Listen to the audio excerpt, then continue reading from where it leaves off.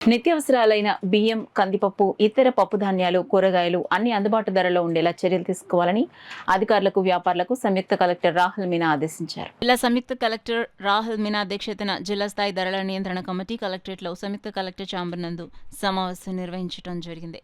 ఈ సమావేశంలో జిల్లా సంయుక్త కలెక్టర్ రాహుల్ మీనా మాట్లాడుతూ కూరగాయల ధరలు గతంలో నెల రోజుల క్రితంకి ఇప్పటికీ మరియు గత వారానికి ఇప్పటికే ఉన్న వ్యత్యాసాలను ధరలను పరిశీలించి అలాగే కందిపప్పు మరియు ఇతర పప్పు ధాన్యాల ధరలు అందుబాటులో ఉన్నది లేనిది సంబంధిత హోల్సేలర్లు మరియు రీటైలర్లను అడిగి తెలుసుకున్నారు. నిత్యావసరాలైన బియ్యం, కందిపప్పు, ఇతర పప్పు ధాన్యాలు, కూరగాయలు అన్ని అందుబాటు ధరల్లో ఉండేలా చర్యలు తీసుకోవాలని అధికారులకు, వ్యాపారులకు ఈ సందర్భంగా సంయుక్త కలెక్టర్ రాహుల్ మీనా ఆదేశాలు జారీ చేశారు.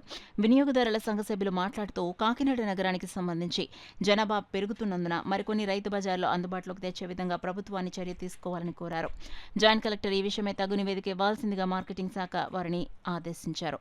అదేవిధంగా పాల ప్యాకెట్లు, బ్రెడ్ ప్యాకెట్లు మరియు ఇతర ఆహార పదార్థాలు ప్యాకింగ్ తప్పనిసరిగా తయారీ తేదీని, వినియోగ తేదీని విధిగా ముద్రించవాలని, ఏదీని ముద్రించకుండా ఉన్నట్లయితే తమ దృష్టికి తీసుకురావాల్సిందిగా సంఘ సభ్యులకు సంయుక్త కలెక్టర్ సూచించారు. వ్యాపారులందరూ వ్యాపార ప్రదేశాల్లో ఆయా వస్తువుల ధరల వివరాలు పట్టిక రూపంలో విధిగా ప్రదర్శించాలని ఆదేశించారు.